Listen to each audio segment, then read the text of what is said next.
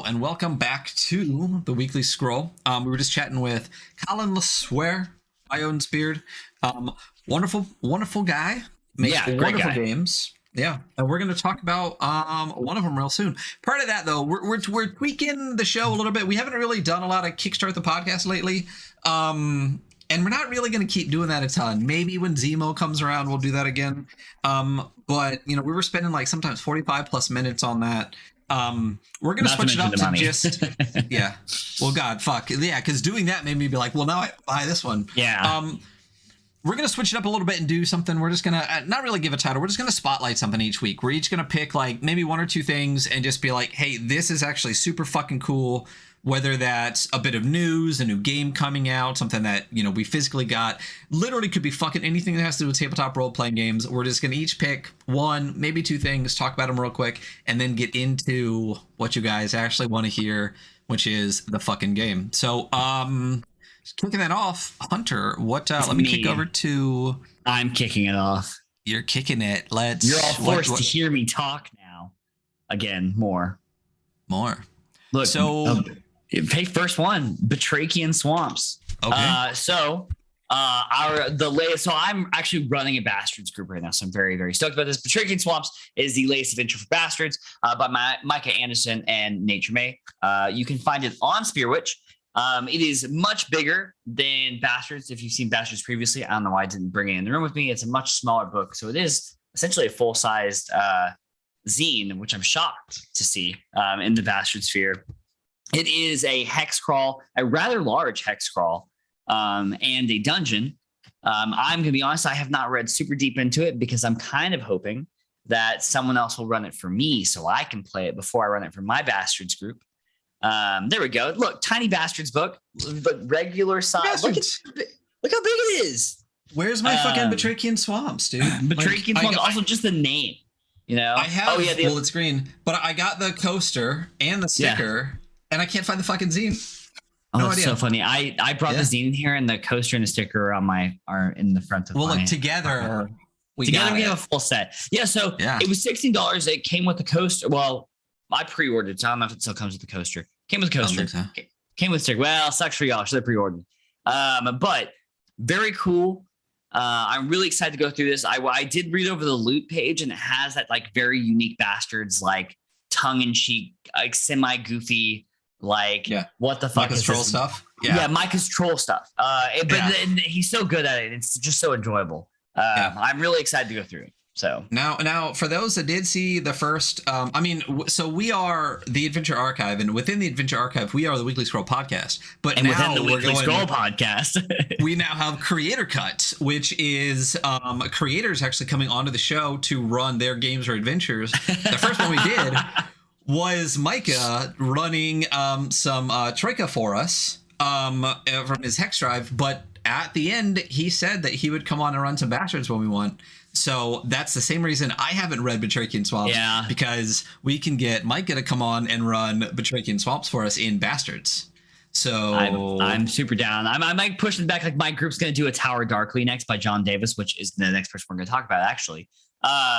So I cannot read it, but so that's on Spearwitch. Check out Spearwitch. Honestly, if you're not on Spearwitch buying stuff regularly, fuck you. But Spearwitch is great, and I've gotten some really fun and rather odd stuff from them.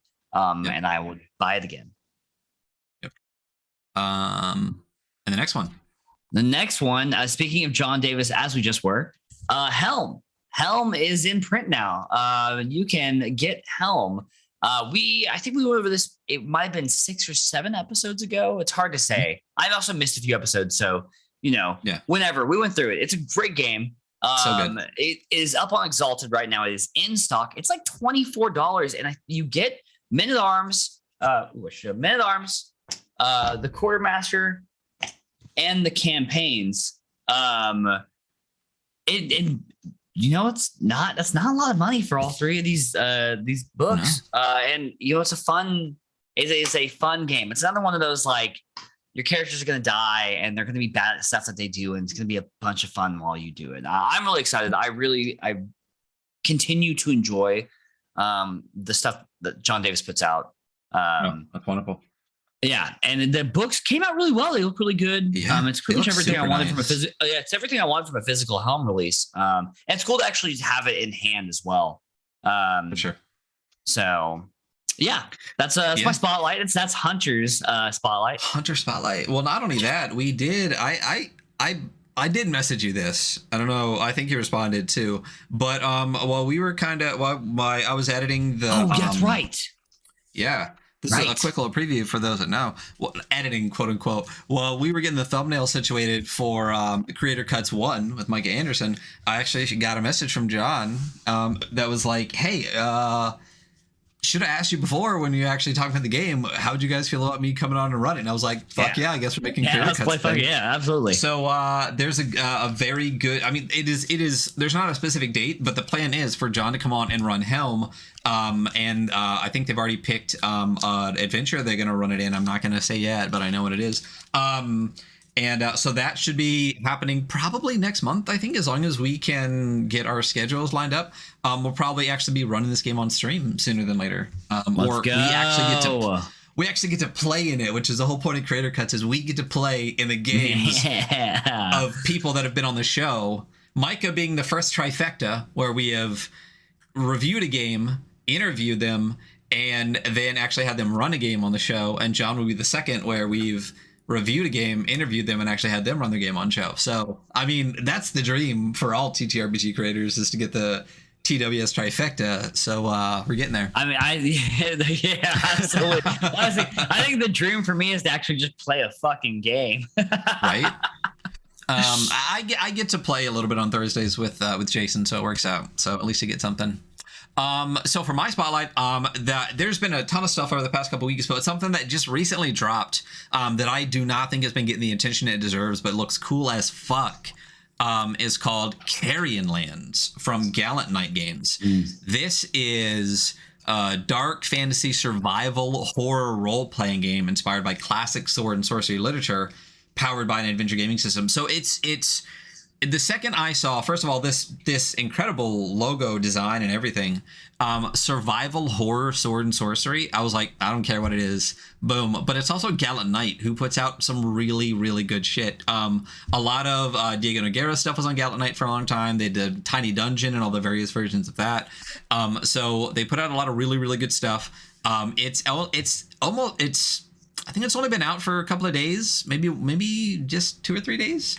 But it's got 20 days left, and it's about halfway through its goal, which is it's about at 10,000 out of 20,000. So this needs to get backed. It's on BackerKit instead of Kickstarter, which I think is part of the reason BackerKit is becoming more popular in the crowdfunding stuff. The website's just a little bit different. But first of all, the pledge levels. The book that you can get if you go all the way to the top tier is cloth bound. Foil stamped, all sorts of stuff. Reminds me of the Death in Space book. How it's like the special edition, the black cloth bound with the red on the front. If you go all the way up to the highest tier, it comes with a faux leather slipcase too, which looks absolutely stunning. But yeah, looks cool. But the story of it is also pretty dope. The book itself, 120 pages, 8x10, black and white, color cover, as I said. But the Carrion Lands is a tabletop role-playing game set in a grim and harsh world inspired by the darkest and cruelest versions of sword and sorcery. You are an exile who awoke, confused, naked, and alone, doomed in the Carrion Lands. You don't know how you got there. You don't remember who you were. All you know is you're here with nothing but your wits, muscle, and cunning. So it's amnesiac, dark horror, sword and sorcery, and as you play the game, you kind of learn who you are. It reminds me of this other game that the name is going to escape me because names have been escaping me the entire morning. I think it's called it's not Strained.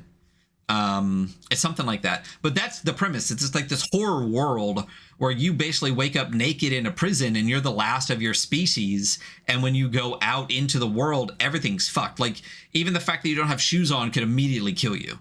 So it reminds me of that a little bit, but just, I think maybe slightly more livable.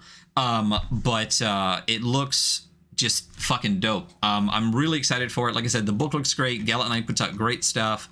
And I really hope that this funds. And if I remember correctly, Alex T, who we recently talked to, Black Oath Entertainment, has been brought on to do a solo version. So there'll be solo play options in it. Cool. Which art looks great. This is a fucking cool looking project. So yeah, it looks dope, and that's what I'm saying. Like, it's so your realm too. You know, it's very much a Ryan project. Yeah. You know. I really think if this was on Kickstarter, it would have been funded already. But I'm stoked that it's on BackerKit. I really hope it gets funded. Super excited for it. So Carrion Lands from Gallant Knight Games on BackerKit. Check it out. That is my spotlight for the day. Carrion Lands. Go back it. It's dope as fuck. Okay, we're doing it now. It's time. You know what time it is? Fucking it's time to deal in some lead. You know? Are we dealing in some lead now? Let's fucking do it. We're dealing in lead. Let me, I was scrolling through a little bit, so let's go to the top. Boom. We deal in lead. Boom. A Weird West Wonders adventure game. The cover immediately lets you know this isn't just a Western. You know? There's this door clearly to another world, and there's a dragon flying in the sky. There's a dragon right there. I don't know if you could pick a better, like, this is not just a Western. It's a very effective cover. Yeah, you know, it's cool. I mean, you definitely get that gunslinger vibe. You see the tower in the background, but the dragon, man, it really sets it off. So A Weird West Wonders adventure game, you know, by Own Spirit RPG. We got the logo right there on the cover. We got to see a preview of it in the interview. They look stunning. If you look at Colin's, you know, old TikTok, he does a little bit more showing it off. So it looks gorgeous. I can't wait to actually get it in hand. Very excited for it. And very excited to get those tapes as well, because have you not listened to the soundtrack at all? No, it's so fucking dope. Like, I love all of this, like, synth, like, you know how Warpland was this kind of like tribally synth stuff. This spaghetti Western synth, fucking, like, it goes hard. Very excited for it. I'll give it. I'm sure it sounds like something I would like. So yeah, it's dope. So first page right off the bat, character sheet. Interesting place for it. A lot of people put this all the way in the back. Doesn't make a difference either way, but it's cool that it's right in the beginning. Names and pronouns on there, which is nice to see. Very clean looking character sheet too, man. Yeah. You know, you can read this thing, and I like super that. Clean. Yeah. This is basically the character sheet we used when we ran it during the EFCon. But it's obviously been, you know, cleaned up. It looks really nice. The art in the book too is absolutely stunning. This piece right off the bat is gorgeous. So for those in podcast land, it sees two obviously like gunslingers standing in front of this figure that is just like wreathed in these vaporwave like the smoky magic, magenta, you know. Floating in the sky above this, you know, looks like this circle of almost like leaves and stuff swirling underneath them. Absolutely stunning. A great piece to pick right off the bat to, again, say this is not just a Western, you know. And then we deal in lead. Writing, layout, design, Colin LeSueur. Editing, Fiona Maeve Geist. There's a list of all the illustrators on here. The logo designer, Andrei Lukin. And that cover illustration, Goran Gligovic, I want to say. But yeah. And not only is the whole thing super well hyperlinked, even the online resources, you know, got that hyperlink. Like I said, we got to put out a merch with the weekly scroll, and then over it is the hand that pops up when you scroll over a hyperlink. And those that get it will get it, you know? Very funny. And then table of content. So inspiration, I love this right off the bat. Like we were talking about during the interview, like there's so many touchstones in Colin's games that let you go, I get it. You know, right off the bat, I get it. And inspiration being one of the very first things listed. Dark Tower, Cairn, Into the Odd, Man with No Name, Magnificent Seven. And then additional materials and things, Yohai Gall, Adam Hensley, Sean McCoy, Chris McDowell, Necropraxis, Johan Noren, Zinio. I mean, just that batch of names. Yeah, I know those names. Yeah. And then a completely hyperlinked table of contents. Table of contents, man, they're completely hyperlinked. So completely, like not only just the big number on the side, but even to the right here, the characters, principles, all that kind of stuff. The so chapter we got number, yeah. It's Colin, killing it. So you got chapter 1 principles, chapter 2 gunslinger creation, chapter 3 rules, order and gunslingers, items and equipment, combat, wilderness exploration, and other worlds. It's not a very big book. I don't think Rune Cairn is very big either. I think it's only like 44 pages. Don't listen to me at all. It's 84 pages. So there's a lot more to it, but those are a whole second page. Magic, Beast Companion, solo play, Swamp Meat Shootout. So there's adventures, there's Warden resources, and a bunch of appendix, bestiary, Burning Adventures, Gunslinger Tables. So it's almost the exact same size. It's a little bit more than 82 pages, so it's basically the same size book. And that's it. So getting into principles, there's some great like kind of black and white illustrations. This one's really interesting of a person kind of hanging out, hand on their gun, but they got like a pet raccoon just like hanging out with a lizard. It's a raccoon with a lizard tail though. So yeah. Again, this as is not God just intended. Yeah. And then the principles page, this kind of like splatter art of this, cowboy-ish figure on the back of a horse, but both have beady red eyes. I wonder if that's the red right hand. He's got red eyes, Hey, it's a possibility. It could be a thing. I know you're a big fan of the principles. Do you want to hit the principles? Yeah, they're principles. So We Deal in Lead is obviously an adventure run by one person who is in this system called the Warden, which I believe it was Rune Cairn as well. I can't remember off the top of my head, but and one or more players are acting as the gunslingers. Like Colin was talking about, it's really this distorted, like fallen and crumbling world filled with oddities and monsters and mysteries and magic. Very interesting setting that I'm really stoked to play in. Design philosophy. So the design philosophy is going over there more neutrality. That the Warden brings portrays situations as a neutral arbiter, which your game master should always do. And if they're not, fuck that person. Classless. There are no character classes. Your character is kind of defined by equipment they carry and how they specialize. Death. Characters are gonna die. Like they're powerful, but death is everywhere. But it is never random or without warning. Fiction first, a big thing with NSR, like PPBTA, that the fiction is forward and then the dice don't always reflect an obstacle's outcome, I think is what they said. Yeah. Growth. Character changes as they survive, as they go through stuff. There is like a movement forward for your character. There is an arc. Player choice. The player should be driving what happens, and their choices should be the main consideration for how the action unfolds. Principles. The wardens of the players have guidelines for fostering play and how they interact and think critically. Shared objectives. Players engage with a shared setting, character intent, party challenges, working together collectively towards a common goal. All very cool. Very much fit into how this game plays. I really actually that one of those that I really liked was the shared objectives, because I feel like sometimes when you play a tabletop game with a new group, like somebody wants to be that very adversarial loner, and it's good to say to the person like, hey, like this is a communal shared objective game. It's good to say stuff out loud. I'm a big fan of that. Adventures.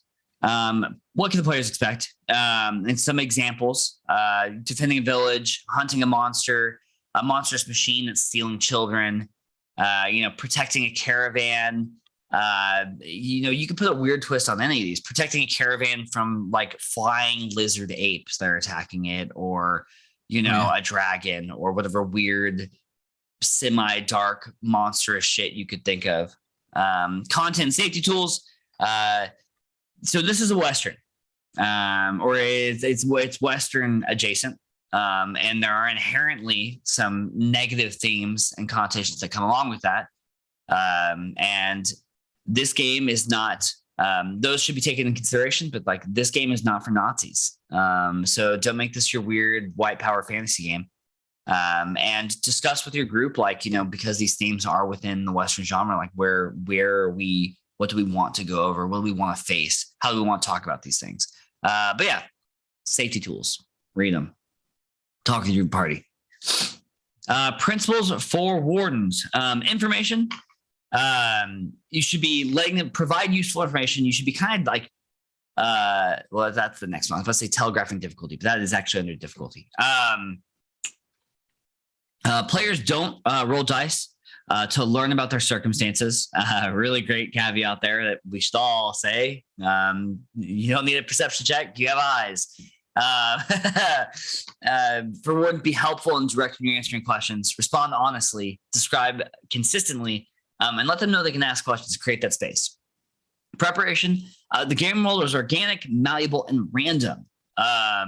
It should make sharp turns, and that is fun. That's that real, player-driven experience. Use random tables and generators to develop situations, not stories or plots. NPCs, remember what PCs say and do. Take notes. Infuse NPCs with self-interest and the will to live.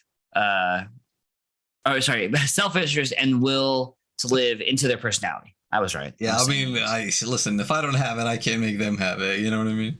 Yeah. Dark. Difficulty. Default to context and realism rather than to numbers and mechanics. A really great thing there are a lot of really great points in this. Like, I would urge all game wardens, game masters to read this and be like, oh yeah, that's right. It should be fun.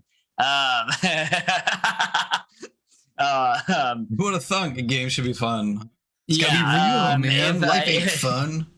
If something a player wants to do is impossible, just no roll, it's impossible. No roll accomplishes it, and that's fine. Yeah. Is what the player describes how they leverage it sensible? It happens. Saves cover many uncertain situations and often necessary for risky actions. We'll go over saves. I think a lot of us have an understanding, especially if you listen to this show regularly, but we'll go over it anyway. Narrative focus. Emergent experience matters, not maths or character abilities. Give the players weapons, trainers, and personal quests, facilitating improvement and specialization. Shout out.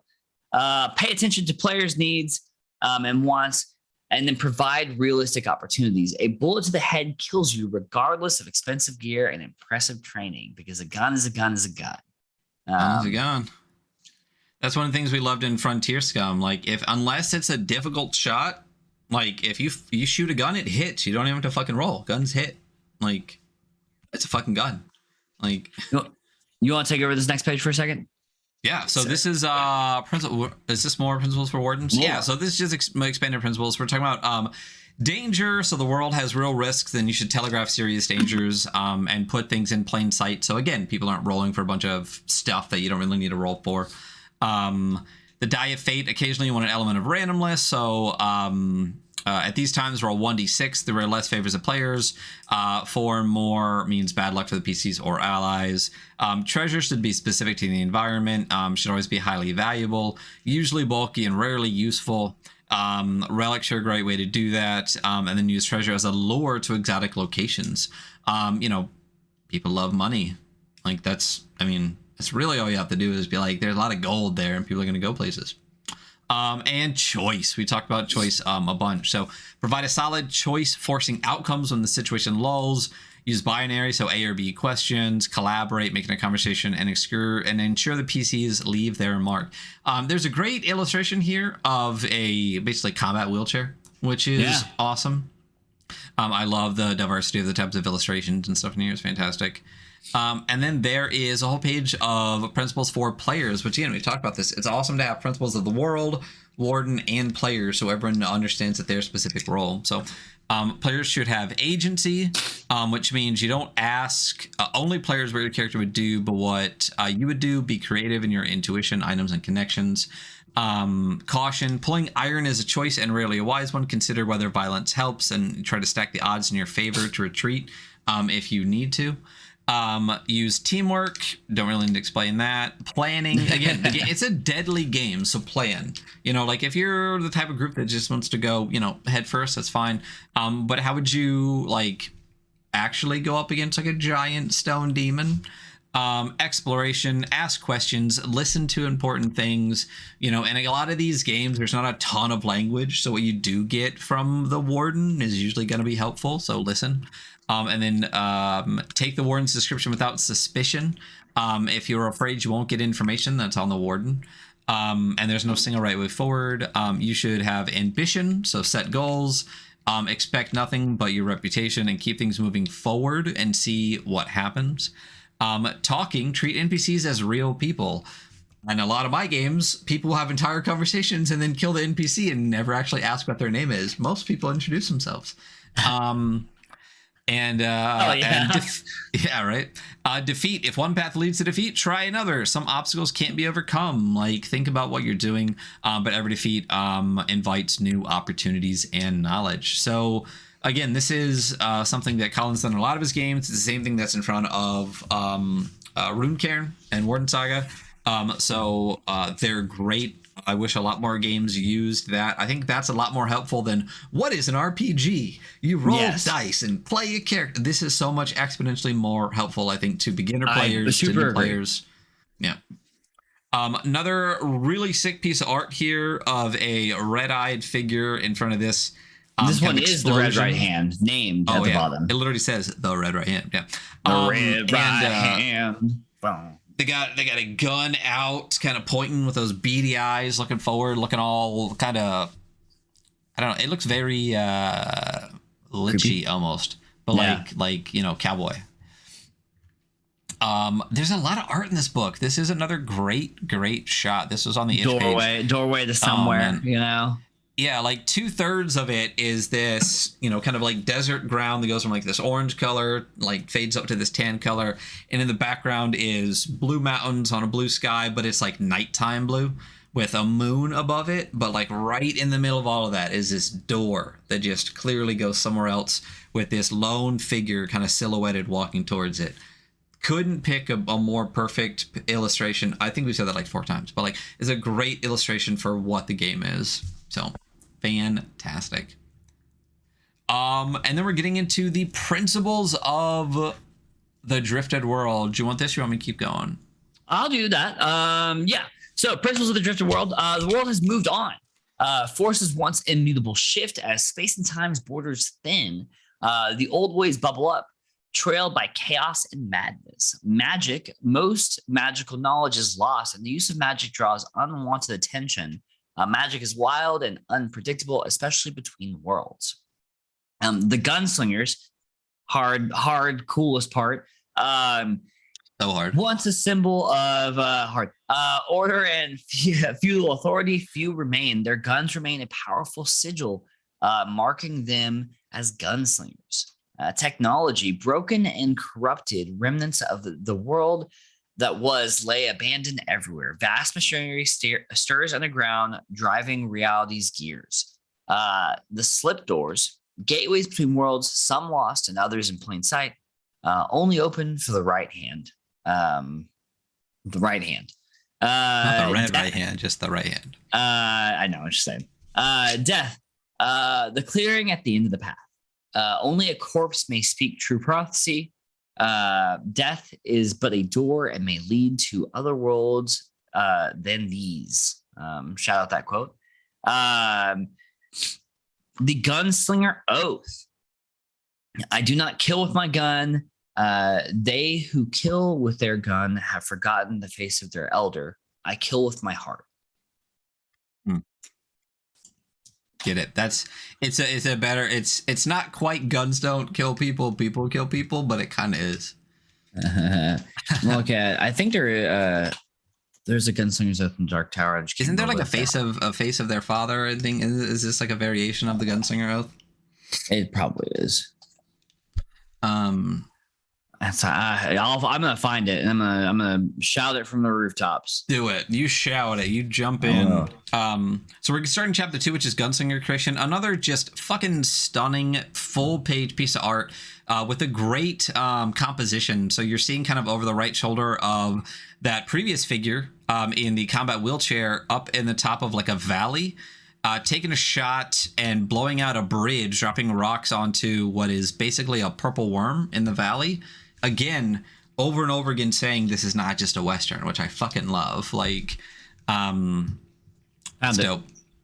Okay, scream it from the rooftops. Say, I aim with my eye, I do not shoot with my hand. He who shoots with his hand has forgotten the face of his father. I shoot with my mind, I do not kill with my gun.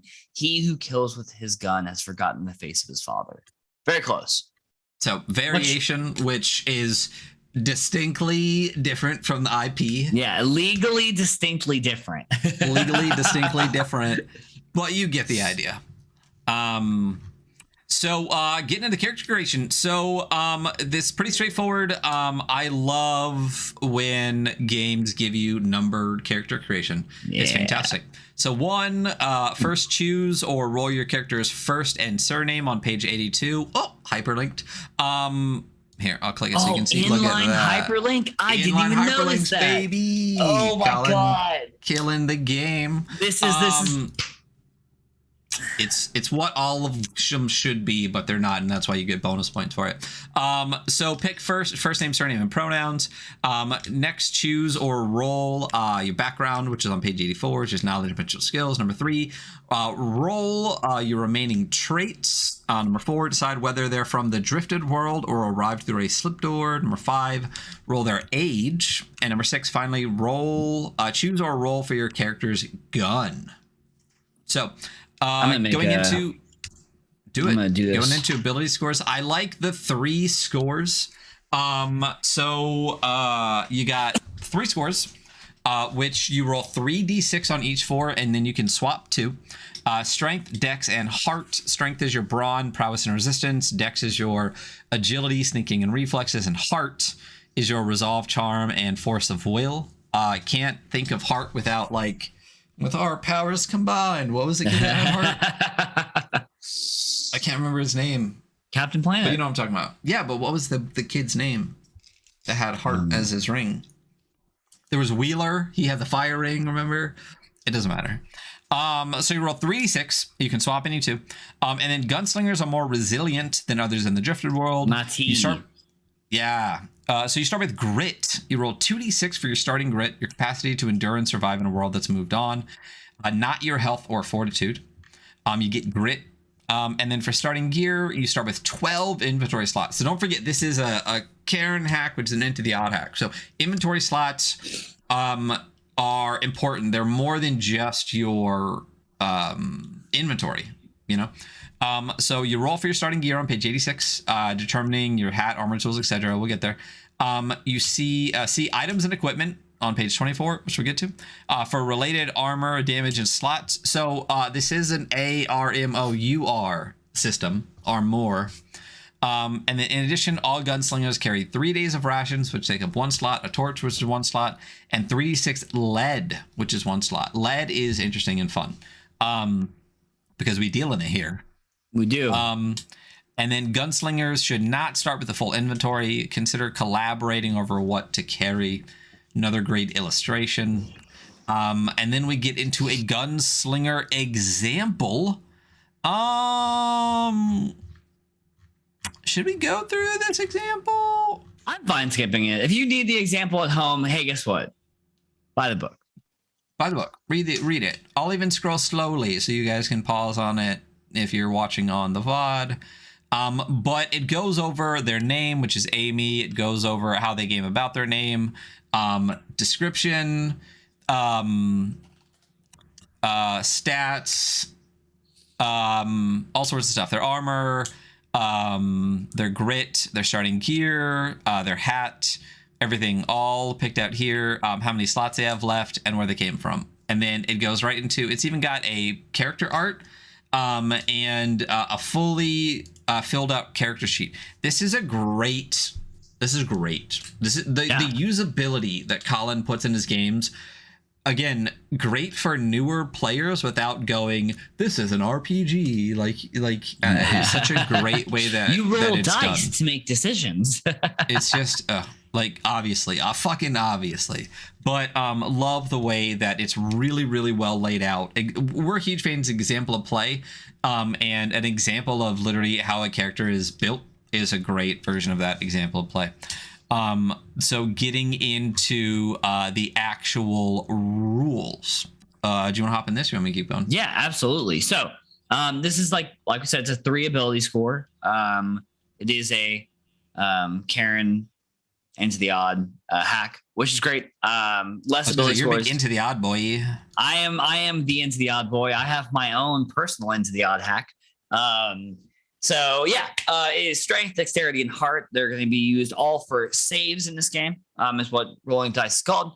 So strength is going to be strength stuff. It's going to be your physical stat, right? It's always physical, like reflex, dexterity, and then like a mental aspect. And this is your physical stat. This is going to be your resisting poisons. You're doing heavy lifting. Your strength, strong boy stuff. And your strength is going to be your critical damage in this. Dex is speed, grace, agility, sneaking, climbing, balancing, etc. Heart, it's going to be your. It's almost like charisma. It's intimidating, deceiving, charming. Yeah, it's kind of carrying out rituals is part of heart. And then it really is charisma, isn't it? Yeah, it really is charisma. I fucking knew what I was saying when I said it. Damn it. Flips desk dramatically. And your gunslinger duels. There we go. I said the last words. Saves. A roll to avoid bad outcomes from risky choices and circumstances.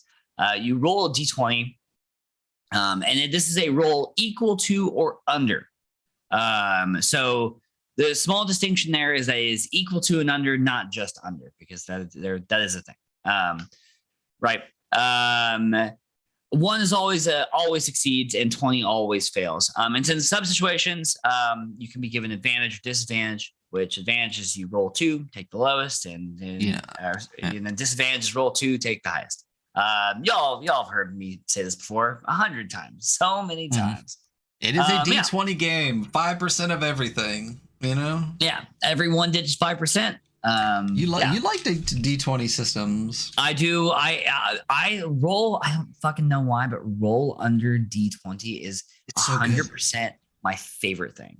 Yeah, I mean, if I'm gonna do a D20 game, I do love D20 roll under. I mean, if you're doing 3d6 for stats, roll under is just it's so unbelievably clean and logical, and I think the only issue I've ever had with it was I had a D&D player, and they just after they kept rolling, and they're like, I was like, it's under. Yeah. But everyone else, fine. Yeah, but look at the cleanliness of it, because if you do roll over, right, you have to do 3d6 for your stats, use those stats to derive modifiers, and then create a DR for everything that you do. For everything. Or fuck all of that. Just roll for your stats and roll under. Use the actual numbers that you get. It's so much cleaner. It's just so much. If you're going to do D20, this is the fucking way to do it. Yeah, and it's also it can help you in the moment as the game master is every 1 digit is 5%, so every 2 digits is 10%. So if you're trying to hand out a special item or a bonus, or you need to do the quick math, it's okay, well, this weapon makes it either 5% or 10% easier for them to hit, which is substantial. We're at a 60-40 for hitting sometimes, depending on what their stat is. But fatigue and deprivation. Fatigue. Each point occupies 1 inventory slot and is gained when deprived by using certain items, monster abilities, etc. And then I think what we were talking about was the quick draw gives you fatigue as well. deprived, lacking something crucial. So essentially, like you don't have food or rest or like clean water. Something happens where you're not being able to rest and recover well, right? You were deprived and you're unable to recover grit or ability score after 1 day's deprivation. You add 1 fatigue to your inventory. It's every day. Fatigue and deprivation lasts until you recuperate. So a full night's rest at a safe spot minimum. Healing, momentary rest and a drink of water restores grit. Much like Into the Odd, has hit protection and it really just takes you. It's kind of like your contextual, like how good you are at avoiding damage and danger. And just by taking a break, taking a drink of water, washing your face, you can refresh that. Ability loss, which is where you take damage next, requires a week's rest, facilitated by a healer or other appropriate expert. I'm not yawning. You guys are yawning. Some services may be free, while more expedient or advanced means of recovery may come at a cost. That's right. If you have an injury so severe that you're not as strong as you used to be, a night's rest is not going to do you anything. Yeah, we love it. I really love this type of HP because you still have that moment to moment, like grit is you're like really, you can recover really fast. They hit that first. And then like, it makes a lot of sense for like ability scores to be long lasting. Cause I mean, you can come back, you could still go on an adventure with like a -2 the strength, you know? And just like, you'll just be hampered. And I like that. Narratively, I really like that, you know? Yeah. Oh, absolutely. And I mean, you carry injuries with you through that, you know, and if you really think about the way, I know we talked about earlier, inventory is not just your inventory. Having to use inventory slots for things like fatigue, it makes sense to a point too, because it's like, if you're fatigued, like you can't carry as much. You're not stuff. Carrying all that shit. Yeah. Yeah. You got a big old pack and now you're literally like like you're starving, you're thirsting, you're doing all these kind of things. And it's just like, fuck, I really got to ditch this big heavy thing or whatever to help me keep going. Like, it makes sense. I really like it and I like playing games with it. It's just, we've talked about this before, the inventory slot thing is so clever. I wouldn't use it for my stuff, but I love the idea of playing with it because it makes so much sense both narratively and mechanically. Yeah, absolutely. Yeah. Hell yeah, brother. Yeah. Defense, as opposed to defense, or even offense. Defense. While good at deflecting mundane weapons, knives, clubs, fists, armor's not great against guns. Funny how that works, huh? Your leather armor may not stop a bullet, especially the gunslinger's guns. For mundane attacks, you're going to deduct damage, you're going to deduct the defense from the damage roll. Shields and similar armor only provide a defense bonus when held or worn. Kind of makes sense, right? Like your shield that is in your bedroom is not going to do you any good out in the field in the fight. You should be holding it. If it's on the ground, it's not doing you any good. Right. Defense cannot exceed 3. So the highest it's ever going to be is 3.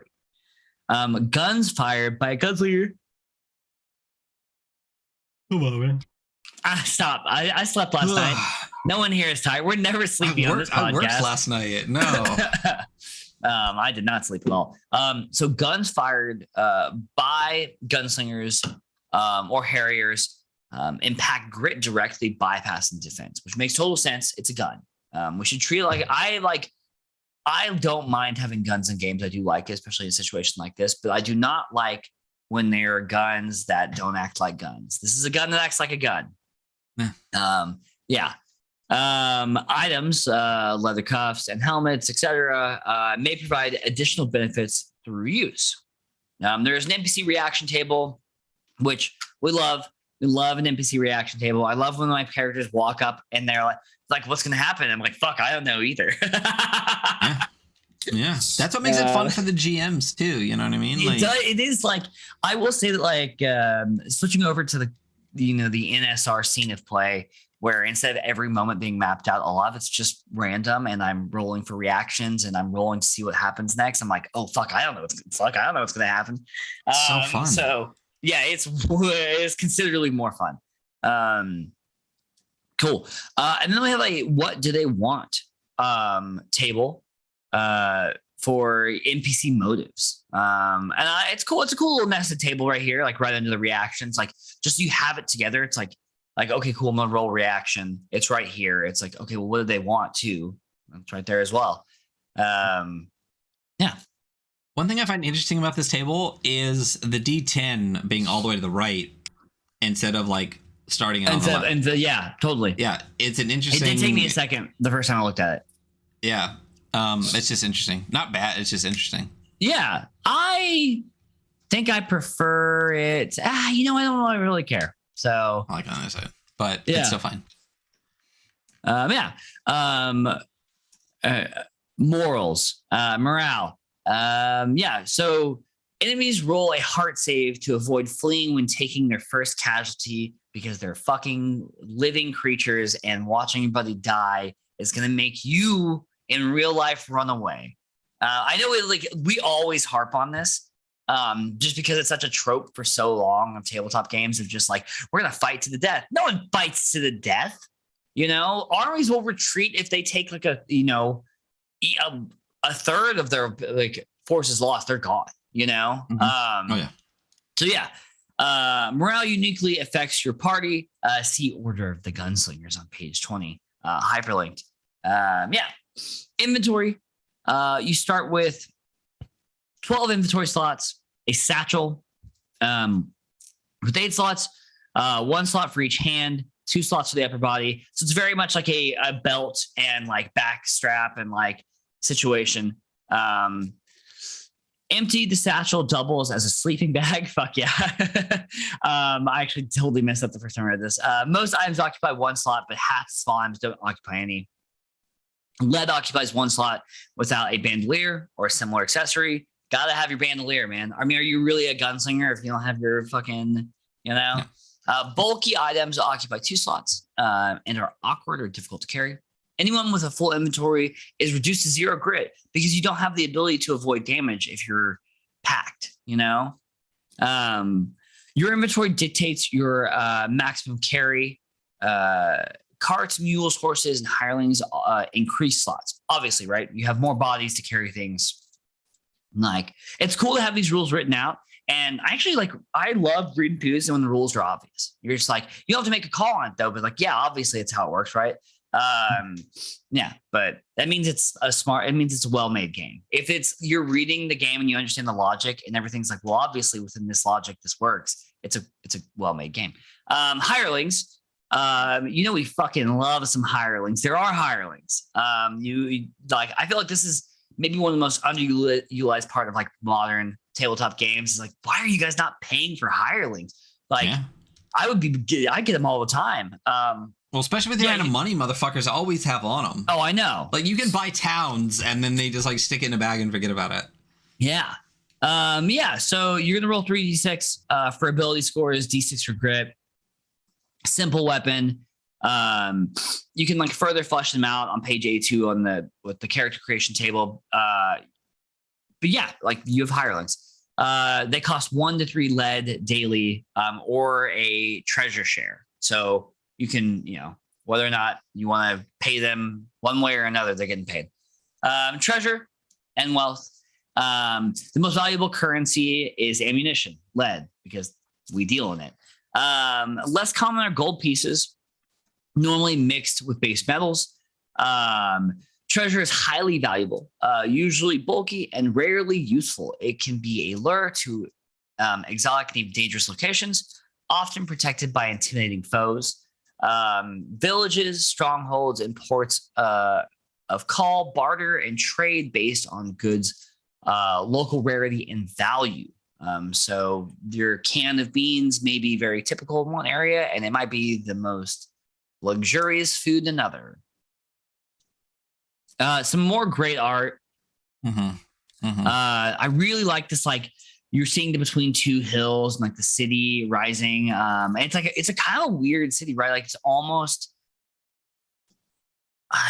almost medieval, modern. Like, yeah, it's a weird city. And you're like, yeah, what the it's fuck got is these this like kind of like antennas. Yeah, there are antennas like here, but like it's towers. Like it's definitely it's weird, but like meant to be. Going into chapter 4, another great shot here on the front. I like the recurrent characters. Like almost all the illustrations, like you've seen this figure on the right before. Yeah, and then the same guy in the combat wheelchair. I think even the cat has been in this before. I really like the recurrent use of characters within the illustration. And if this was in spreads, not pages, it would be one spread of art with these 4 figures, all of which we've seen before, sitting around this campfire. So it's dope. Again, really, really love all of them coming together. Yeah, so this is the Order of the Gunslinger. So if playing with 2 or more players, consider forming a Gunslinger Order, a fellowship offering strength and number. Roll determining your order's name or choose one collaboratively. Roll, Hunter. I have rolled a 19. 19. So this is the Order of the Judge. I do not remember the name that me and Tom had. We might have been the Order of the Gallows. I think we might have been, which was dope as fuck. Fucking edgelord piece of shit. We rolled, bitch. Like, but yes, it fit. But yeah, we are who we are, and anyone that listens to this podcast knows us both very well at this point. I love the dark edgelord, dark edgelord shit. You're the magic boy, and then we go from there. The Errant. One order member is designated as the lead gunslinger or the Errant. And the players should collaboratively choose the Errant. This can be the most experienced, oldest, whatever. The Errant focuses the order, shepherding the group on their quest. When the time comes, the Errant may need to choose between the order and the quest. And some gunslingers eschew an Errant or work collectively on democratic principles. And breaking the order. Even the strongest gunslinger order faces trials and adversity.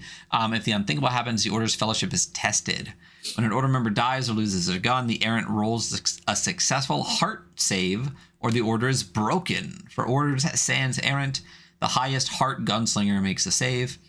Fate is cruel to a broken order. Hands quiver more often. Targets elude you more easily.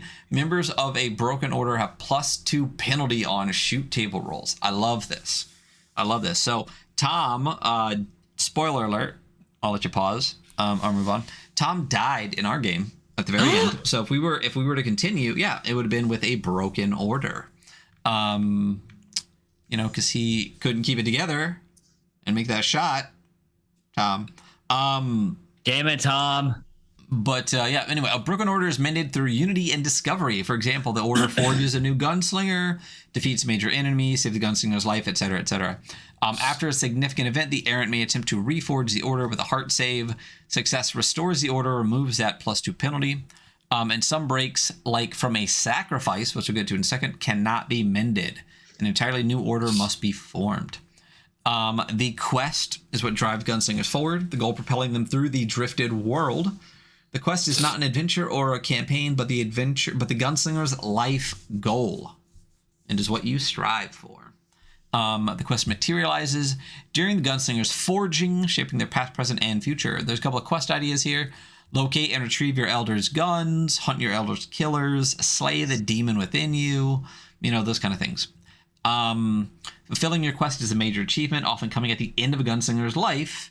The one quest may transition to a greater quest or lead to the end of gunslinging. Your quest may be secret, hidden from the order, or written openly on your face. The strongest gunslinger orders have complementary or at least unopposed quests, and situationally, quests may clash or present a choice between their fulfillment and maintaining the order's fellowship. In some extreme situations, this may lead to sacrifice. Collectively discuss those options. So sacrifice. This is fun. Your quest's goal is within reach. After lifetimes of searching, the resolution is almost at hand, but your goal is slipping from your grasp. But what final step would fulfill your life's work? What would you sacrifice? Sacrifice means something different to everyone, but simply faced with two outcomes, you choose advancing your quest at the cost of your order. This cost could be tangible, like losing a gun or a gunslinger dying, or an abstract, like betraying the order's trust or crossing a line. Sacrifice can result in a permanently broken order, but can also lead to a major quest revelation or even fulfillment. Be sure to discuss this collectively. That is the bulk of the rules. It's really that it really simple. is like that's like the rest of it is kind of just not incidentals, but like the combat's another rule section. But other than that, it's like tables. But that's really the core. And I mean, the same thing though when we went over Into the Odd. Like if you really just look at the rules, it's like 5 pages. And then a lot of Into the Odd is like setting stuff and character creation and like magic and stuff like that. It totally makes sense why Colin would pick a system like this, because it is pretty streamlined, pretty straightforward. You can drop off the pieces you don't need without breaking the game. You can add pieces without. It's hard to break the game realistically. Like it really is. And you can add a bunch of cool shit, and it still feels good because the system itself isn't really themed. So it's cool. Items and equipment. There are items and equipment. There are weapons. There are different armor. There's mundane weapons. So it's artifact guns that are different from mundane weapons. But you have your gunslinger guns, your armor, your regular dude weapons, and then kind of just an item table. Like this is a Western. You are going to see things like binoculars, air bladders. What's up? Crowbars. Oh, I said air bladders. Yeah, stuff. You're going to see stuff, and the stuff is here. Gun care kits. That stuff is needed. So harmonicas. Yep. Steel-toed boots. Yeah. Tinderboxes. Monocles. A rugged wheelchair. I like, again, nice. I do like that. Like it's really well written and the art is really well done together where it all kind of like sinks in. Like I like that there actually is a list for the wheelchair that even talks about like the number of slots and stuff like that, since we've seen a character multiple times kind of getting a story of this guy through illustrations in a wheelchair. So it's really cool. I love the way that Colin puts a lot of stuff together. And then there's actually like a list on the side with little descriptions of a lot of the items like bandolier and multi-tools, steel-toed boots, stuff like that. So it's great. And mundane weapons are exactly what you think in a Western, except maybe the chakram, which I cannot say that word without thinking of the Xena, Warrior Princess. But machete, bullwhip, longbow, spears, but your armor are like furs, dusters, ponchos. It's not really armor. Like the most defense you can get is a 2 by a reinforced leather jacket. And I love that you're not putting on fucking breastplates. You could theoretically, I guess, in adventure, but for the most part, it's more thematic, realistically. Yeah, it really is. And like, as an example, where is machete's D6? So like the most you ever have, right, is like 3 defense, but like that's with like a shield and shit. So if you're wearing like, even if you're wearing just the reinforced leather jacket, someone rolls a 5 on 2d6 and you're still taking 3 damage. So I do like that there's a limit on the height of your armor. You can't just stack the internal logic is working, Yeah, absolutely.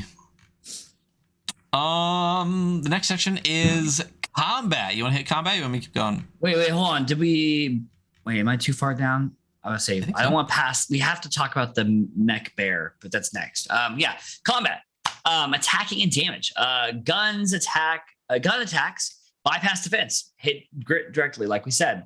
Mundane attacks are lower grit or reduced by defense. Unarmed attacks always do D4. So hey, listen, you could technically punch somebody to death in this game. It just might take you a little bit. I mean, just like real life, Yeah, just like real life. Attack modifiers. Multiple attackers. Attackers targeting the same foe all roll damage dice, keeping the single best result. So that shit could suck terribly quickly. If you're gonna shoot out, they're just gonna take the highest damage. Dual and 2-handed weapons. Attacking with 2-handed weapons. So with multiple attackers, I just want to make sure I hear this right with you. Like, if 50 people attack you, all you do is take the one set of highest dice. Yes.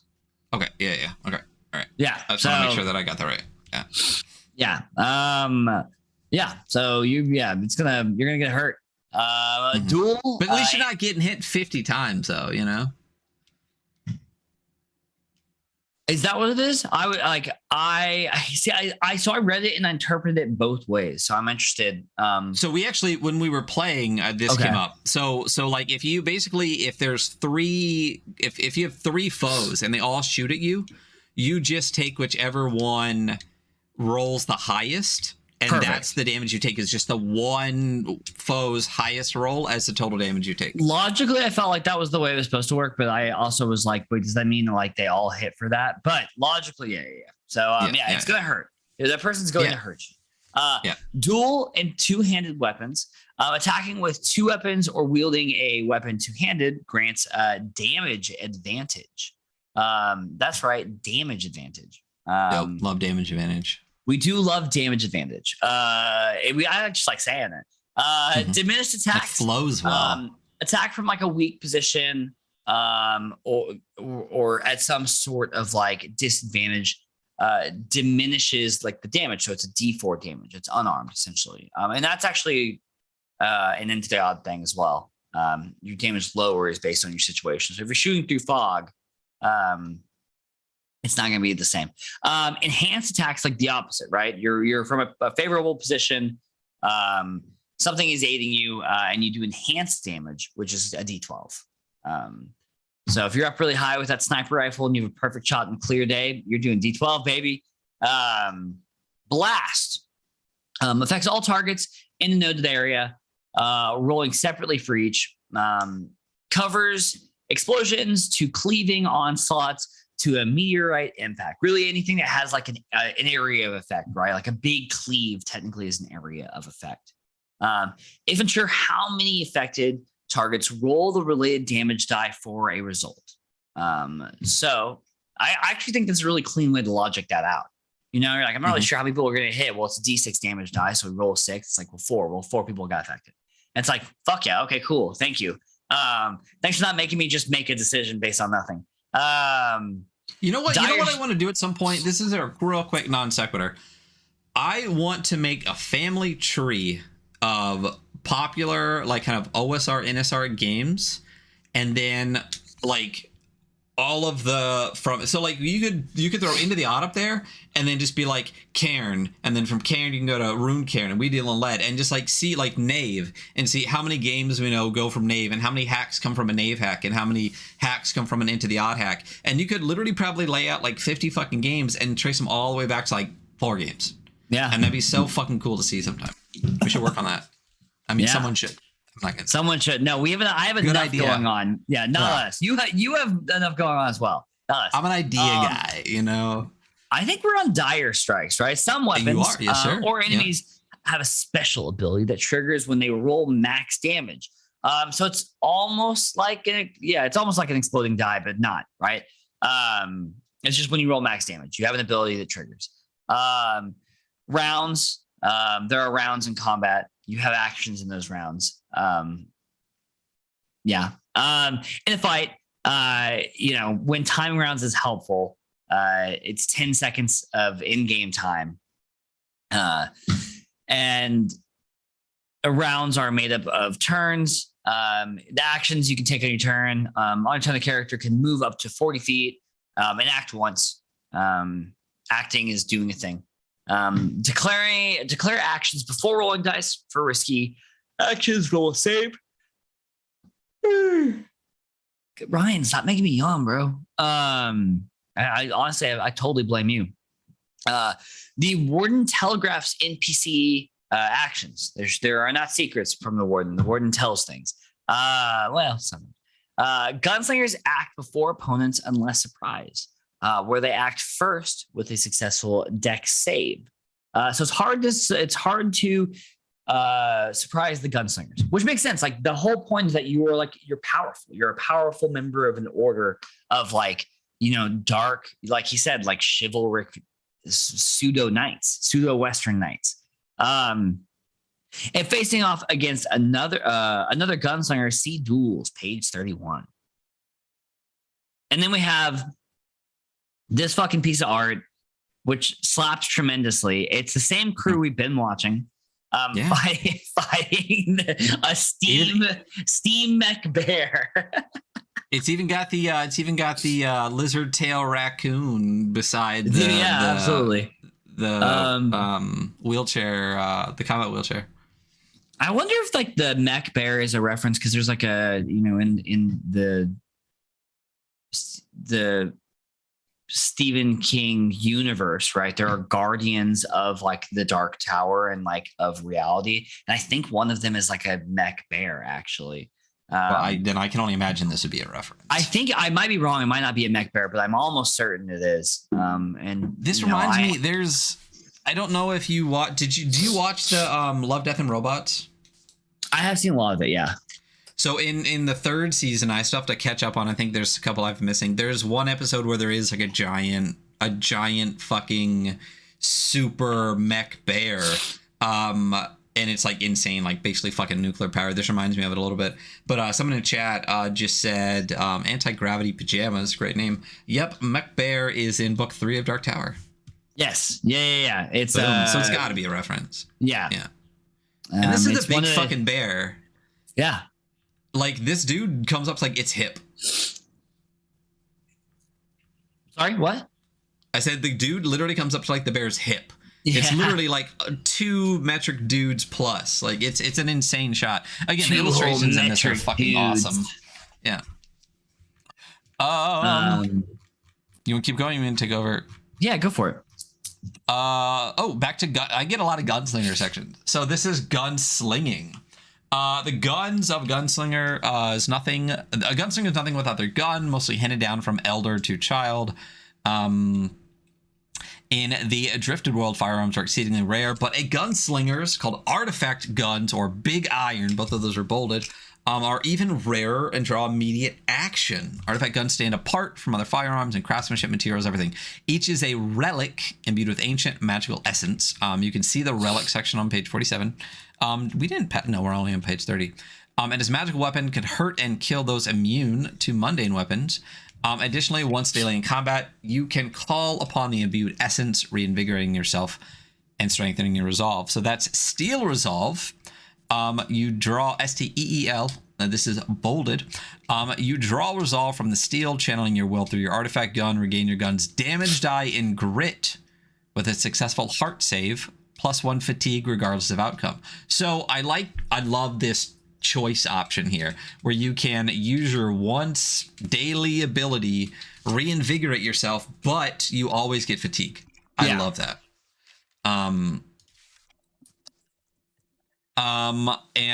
When traveling between worlds, artifact guns retain their magical properties, which is dope. And then unlike other firearms, an artifact gun is not guaranteed to hit. When attacking, you have to roll on the shoot table, determining if your aim is true. Non-gunslinger's roll disadvantage. Shoot. Sorry. The shoot table's dope. I'm on TikTok, so it's dope. Yeah. Ammo and reloading, guns. I love this. This is fun too. Another choice option. We talked about this in the interview. Guns have an ammo capacity, D46, etc. Track remaining shots with the appropriate die by starting at the highest number and reducing by 1 after every shot. So you're basically using dice as counters, which I love. For guns with 2 shots, use a coin or a token.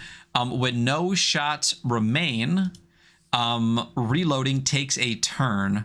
All reloads cost 1 lead. Right. So all reloads, which is cool. So that means like if you have 6 shots and you fire 1 bullet and want to reload, that takes lead. It takes 1 lead, right? If you have 12 shots, if you have take 6 of them, it still costs 1 lead. So there's a really interesting choice where you're like, okay, I only fired 2 shots, but I'm going into combat and might be the bad guy, and there might be a whole turn where I don't get to do anything because I have to use a reload. Do I use a lead now, which is a very limited supply, to fill up those 2 bullets so I don't have to do it in the middle of combat, or do I risk it and potentially have to reload at the most the most crucial time where I should be shooting?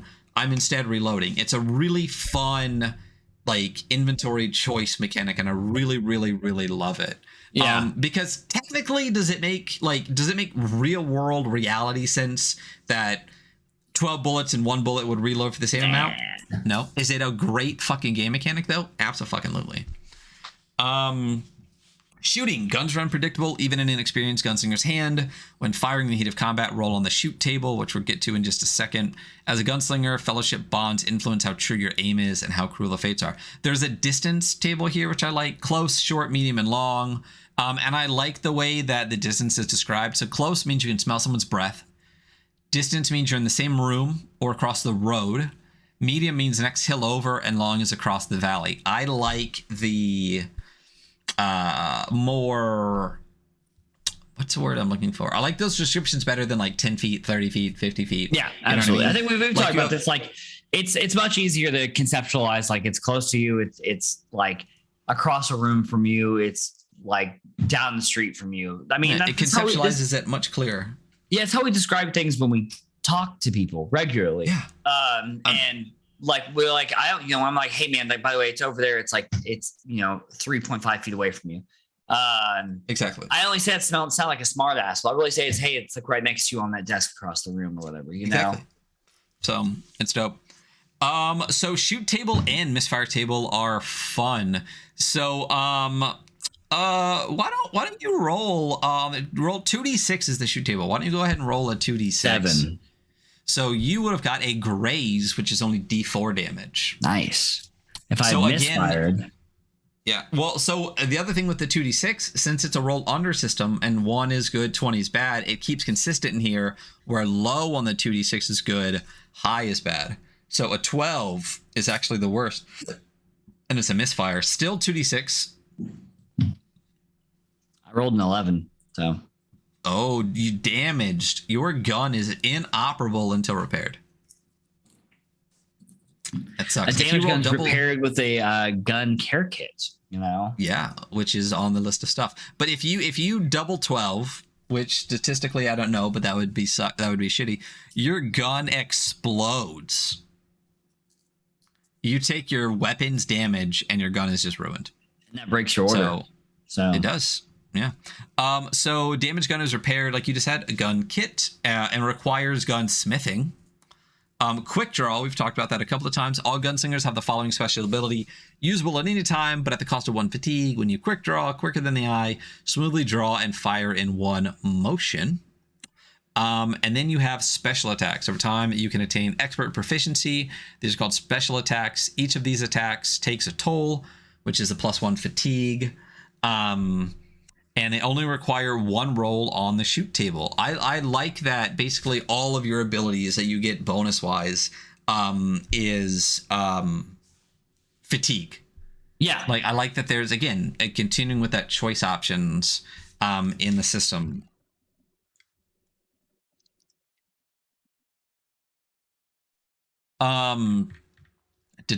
So some of the gun abilities you get, and it's cool because a lot of it are based on the gun that you it is literally based on the gun you pick up. So twin 6-shooter, repeater, scattergun, rifle. I had twin 6-shooters when I played. So it's called 2 and 2. You fire each gun twice, damage advantage against 2 different targets, which is dope. And I love the use of damage advantage instead of like firing advantage. Yeah, totally. Yeah. It's dope. And I can't remember which gun Tom had, but one of the other ones I think he just had the 6-shooter.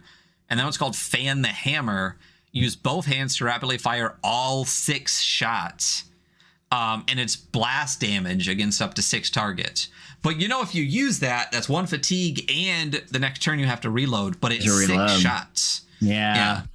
So it's pretty dope. So every different kind of gun in the game gets the special ability that you can use, which is really cool. Scatter gun, give it both barrels, fire both shots simultaneously, double damage blast attacks, and dire strike is a +D8. So you get a little bit of that exploding damage. It's pretty sick. Very cool. And then duels. High risk, high reward duels are a tradition for testing one's mettle against another gunslinger. whether they're opposed or up from the order or not, contesting who draws and fires first.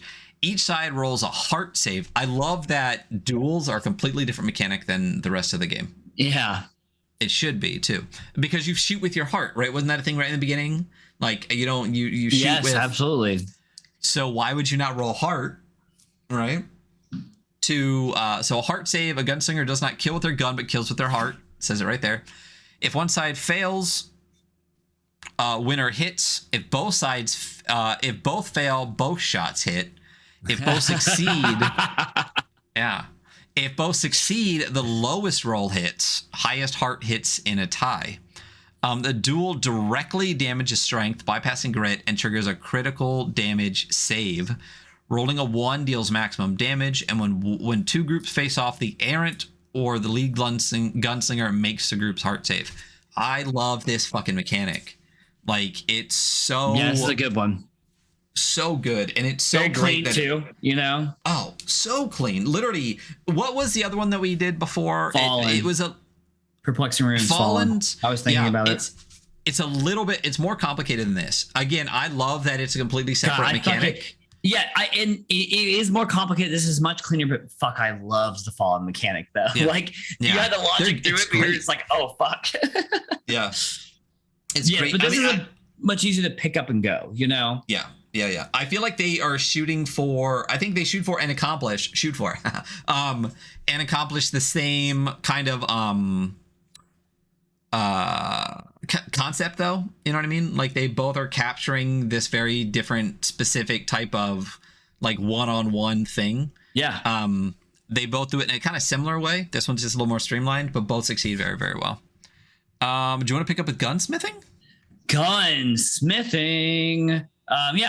Scattered around the drifted world, tucked away in isolated enclaves or behind fortress walls, are gunsmiths, experts who repair and modify or even forge new artifact guns. These rare individuals keep a low profile, and their work commands a king's ransom. These are your gun fixers. They be fixing them guns. They can repair. They can modify. So for repair, you can also repair your gun with a gun repair kit. For modifications, for a fairly big price or heavy favor, a gunsmith can modify an artifact gun to upgrade certain characteristics. You can expand the cartridge, allowing for higher shot capacity. They can, the mare's leg, they can trim the barrel and reduce the weight. A quick load allows faster reload. Reload and fire in one action, but reduces damage. Sawed off makes it essentially like a scatter gun. Forge. Only the most skilled even attempt forging new artifact guns. The ritual process is intensive, dangerous, and requires an inordinate knowledge and experience. One or more of the following is required: a gun schematic, a block of pure blue-gray iron, a block of pure rosewood, sandalwood, or ironwood, incantations for the ritual of binding. Fuck yeah, that sounds sick. I would love to play as the game where we like go through the ritual of making a new fucking artifact magic gun weapon. Oh hell yeah.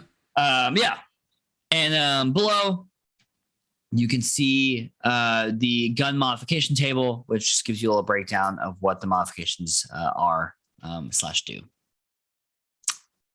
Cool. Now we move on to a piece of art very appropriate for after the gunsmith. It is a forge. And now we're on to crit dam, some critical damage. Once reduced to zero grit, additional damage reduces strength and triggers critical damage. You have to roll under strength to avoid critical damage. Critical damage is incapacitated, apart from crawling weakly, grasping for life, stabilize with the aid of rest, die within an hour if left untreated. You take strength damage once grit's gone, much like Into the Odd. And once you take that, you need to save. What's great about that is that you save against your strength, and the more strength damage you take, the harder it is to save against strength. And I've recently had a lot of like really amazing moments where that spiraled. And I was like, oh, this has been way fucking worse for you, huh? Yeah. So that's that. Ability score loss at 0 strength, you die. 0 dex, you're immobile. 0 heart, you're delirious. Dex and heart. It's a 0 dex and 0 heart is incapacitated, essentially, until restored with rest, meals, like extended rest. Poison. Some monsters and environmental hazards inflict poison. Being poison, it's 1 inventory slot, and you lose 1d4 strength daily. So you lose an inventory slot, and you continue to lose strength. Can be cured by a healer or items that cure poison. You know how stuff works. Death. All gunslingers eventually reach the clearing at the end of the path, but not all deaths are final. After all, death is but another door. If your gunslinger dies and steps off the path into the clearing, you may choose to create a new character or take control of a hireling. As a gunslinger's death is a terrible thing, the errant rolls a heart save to keep the order together. Detachments, large groups of similar combatants fighting together as a single detachment. When dealt critical damage, a detachment is routed or significantly weakened. At 0 strength is destroyed. So this is like for fighting a group or running a group of this is essentially like military rules. It's kind of baked in, like very easy military rules. Like this is how this works. Individuals, non-blast attacks against detachments are diminished, right? So if you're attacking a group, you're going to do less damage. You're doing damage to a group. Detachment attacks against individuals are enhanced because, there is a group attacking you and you're one person. Retreat. Fleeing a dire situation requires a successful dex save and a safe destination. Cool. All that makes sense. Also, detachments was also into the odd. Not to keep calling into the odd stuff, but like it's a great rule set. Oh, it is. These are amazing things to take from it. And the little like having like a baked in detachment thing, like really opens up the potential for play down the line. Like when you get to a narrative height of your gunslingers being famous and fighting a big battle, it's cool. It's you don't have to worry about the rules right here, literally. And it's like this big, like it's not a huge that's thing. all It it makes is, perfect sense. Yeah. It's like, cause I know people who have written like custom rule sets for D&D for like big, like army combat. And it's like, that's fucking scars. An attack reducing your grit to exactly 0 uniquely impacts you, often irrevocably. Reference the damage taken on the table below. Let's see. Hey, roll a d12 for me. That 12, rolling that beautiful beam footage. Go. I got a 2. You got a 2. That's rattled. You're disoriented, shaken. Describe refocusing. Roll d6. If the total exceeds your max grit, take the new result. Interesting. I don't know what my max grit is, but if I were to roll it, it would be 5. So that's probably more than what I had.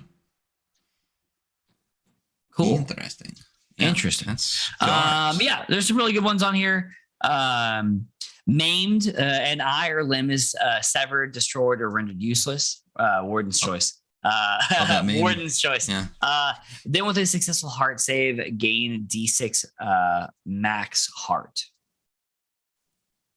So you like max heart. If you make a save after losing a part of your body, you can actually increase your heart score. Which I'm like, okay, cool, fuck yeah. You held out after this tragedy, and you're stronger mentally now afterwards. I really like that.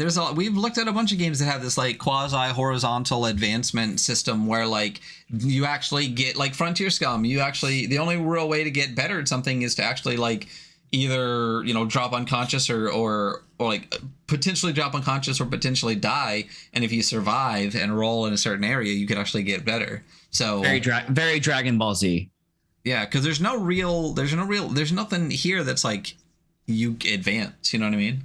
Like you are you, and sometimes with these bad things happen to you, you can grow and learn, which is cool. It is very cool. There's a combat example. It is good. You can read it, and it's good. Brings Amy back again. Yeah, we love these reoccurring characters. So we love it. Good fucking job. It's 2 full pages. It's really great. Yeah, it is really. It actually, I'm being flippant because it's my personality. It is really good. The examples in here are very good, and they do lay out things. If you do have questions, they'll probably answer quite a few of them, or at least give you a lot of context to how things work out. I do like it's such a straightforward rule set that I'm like, it's really nice to have examples of play, but internally I can very much understand how this works. Although this is very much the realm of games that I play. So yeah, I mean, you are the into the odd boy on the streams. Next is we got wilderness exploration, so we're just gonna cruise through this. Or survival. The land of the just world is treacherous and unpredictable. You must rest and consume rations. And then there are extreme conditions that can take a toll. Extreme heat, rations use is doubled as you require more water, and extreme cold without warm clothing or rest within a warm shelter. Fatigue cost is doubled. Talks about hex crawling. There are 6 miles. Adventuring day is 6 phases, split into 4 chunks. 2 phases must be spent sleeping. And then there are 3 things you can do with your action, event, roll, and resolution. There are a list of exploration options, which is traveling, exploring, searching, interacting, camping, foraging. And then there are the event rolls, which a warden rolls a d6 for. There can be an encounter. There can be a sign, which is, of a nearby encounter, local, like hidden area, anything like that. There's a locality. There's the expiration, which means exhaustion. There are extreme conditions, which can increase your fatigue by +2. Discovery, or a hidden feature. There's a d6 table for wilderness encounters. You got bleached desert, wind-shorn mountain, gnarled wildwood, irradiated sprawl, forsaken hamlet, and consumed station. A lot, like in like 12 words. There's so much flavor in that. It's crazy. And then there is a d6 table for each one of those. So there's a lot of resources here, a ton of resources for building out different areas. So example, like irradiated sprawl, right? Irradiated sprawl can have a giant spider with a child's face on it getting across rooftops. Or, travelers' decaying remains, faces grotesquely contorted in hideous rictus. I mean, it's great. It's pages of stuff. And then a great shot. I think this is your background for other worlds. The full use of color art on each one of these is really fantastic. Yeah, I think that's one of the knocks we kind of gave like Best Left Buried. They had like their best pieces of art were like almost hidden behind this like dark gray that made it really difficult to see. I love that this is really, it like pops, and not only it's like a full 2-page fucking spread too, which is cool. Do you want to cruise through these other worlds? Or you want me to keep going? I think we'll just touch on stuff here and there. This is a game that has like essentially interdimensional travel. I feel like there might be a better way to explain it, but that's essentially what it is, right? Basically. Yeah. So you go through magic doorways, called slip doors. And there are magical gateways as well, right? Slip doors are freestanding doorways leading to other worlds, times, or places. Like much of the Drifted world, their true origin was lost when the world moved on. But the wise folk believe they are an arcane amalgam of science and magic. When closed, most appear like mundane wooden doors. So they just appear as doors. They're usually constructed from like rare materials such as rosewood, or ironwood, like the guns are made of. Typically, engraving or carving indicates where it leads, though this might be cryptic or obscured. When open, it allows passage from either side, but most are one way and disappear once closed at the destination. So they let you go through, close them behind you. That door's gone. Yeah. Thanks to the magic imbued in their artifact guns, gunslingers are able to see and open slip doors, which are invisible to most. Then they have magical gateways, which are unlike the slip doors, which are like kind of static and stable and reliable. They're more dangerous and random and unpredictable, often activated by a ritual. Being imbued with old magic, they often house spirits or demons. So dope. Shout out. Hazards. We have chaos slips, tears in the fabric of reality, bleeding into a realm beyond reality. Operate on slip doors principles, but several orders of magnitude more dangerous and chaotic, emitting ear-shattering shrieks that repel and detract those close enough to hear them.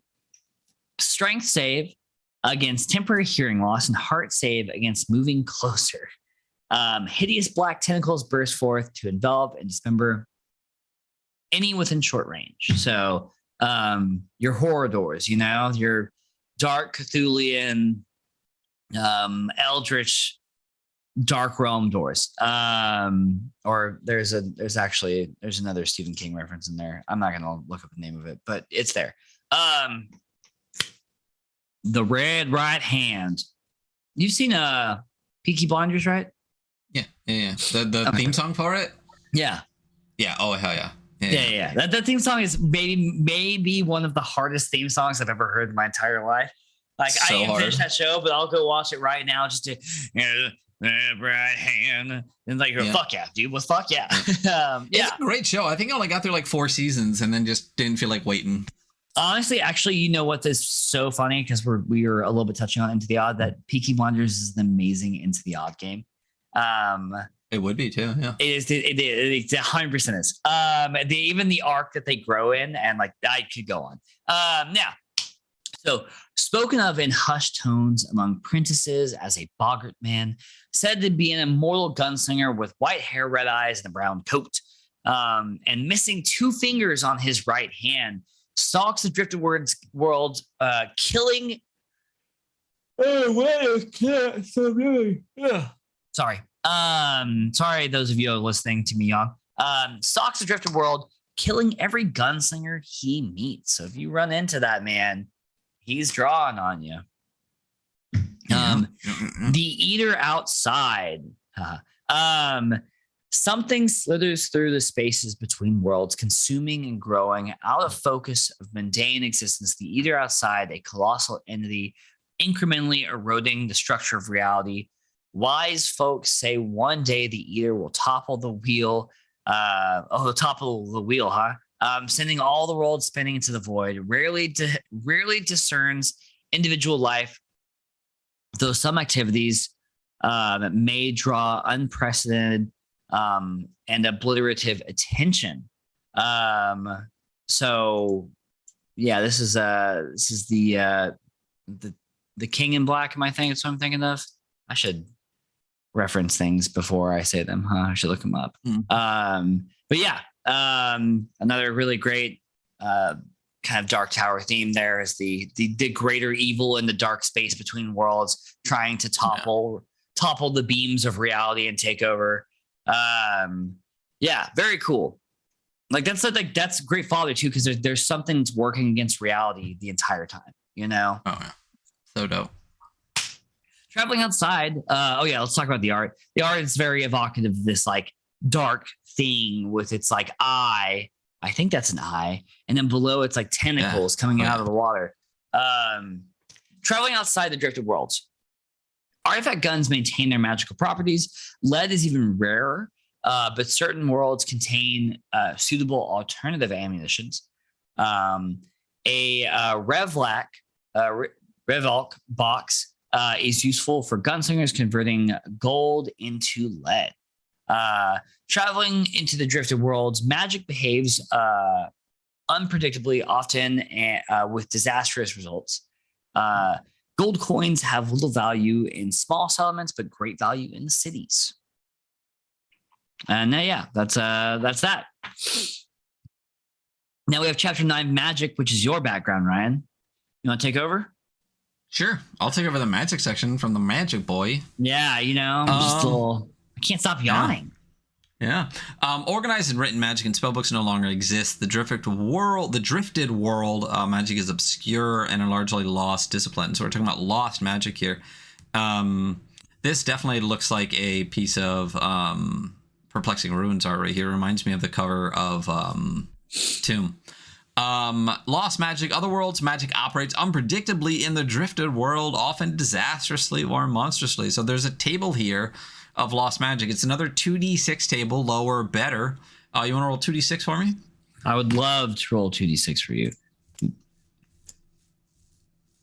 7. Ooh, another 7. So you fail. Your magic just fails. Makes sense. Yeah. But I mean, there's also fails with unintended effect, so it could. There's also 12. Yeah, chaos, slip, tear, opens. Unintended effects depend on the spell's nature. Reversed intent, magnified impact, spell reflected, summon demon, things like that. There's also relics, which are extremely rare magical items with generally limited use. A couple options here. There's Eye of Woden, a grow bag, and we'll talk about the Relvac box because you just mentioned that earlier. A Relvac box is a one-use daily, small, unadorned ironwood box with a brass latch. Converts 19 gold pieces into 1 lead. Oh, that is an exchange rate if I've ever heard one. I mean, lead is a big fucking deal. Yeah. Then we got rituals. Most drifted world magic is performed through rituals, ceremonies, and incantations whispered from one dark practitioner to another. No two are identical, but all represent a tangible threat. Rituals require suitable locations, steeped in old magic, or significance. There are normally 4 ritual components: intent, cost, result, and aftermath. So your intent is what is the desired outcome, like speak with the dead, consult an oracle. The more complex the intent, the higher the cost of the ritual. The second one being cost. What is the outcome's price? What is exchanged? A drop of blood, a burned offering, a painful secret, a mom, a child, a dog, A result. What does the outcome look like? Dogs was the attempt successful? Yeah. The gunslinger undertaking the ritual pays the cost and seeks inside themselves for the outcome. Heart save to initiate the ritual. On a success, roll 3d6 on the ritual table, which is on the next page. That is not hyperlinked, but it's literally the next page, which makes sense. Failure, temporary loss of d6 heart, but the cost is not collected. As with everything, the fellowship's bond strengthens the order. If undertaking a group ritual, heart save has advantage. A success, you roll 3d6 on the ritual table. Failure threatens the order's fellowship. See breaking on page 22. Ooh. That's a missing hyperlink. Well, it's another. If you hover over breaking the order, it takes you there. Oh, just not on page 22. Look at you. I was wrong. Yeah, right. So the next page, again, more Perplexing Ruins art. This is dope as shit. And especially love Perplexing Ruins art. Like I really do. It's so fucking good. It's very so good. For an especially complex or difficult intention, roll with +2 on the rituals table, +4 if nearly impossible. So why don't you roll me 3d6, remembering that lower is better. I rolled an 11. Oh, okay. So there's a complication. The options are favor, which is largely positive, representing a successful ritual; sorrow, which is largely negative, representing a failed ritual; and a complication, which adds an extra obstacle or development. So that's what you got, was complication.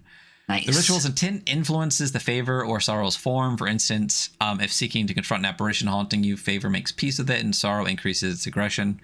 And in the aftermath, how are those involved changed? Does this impact the ritual?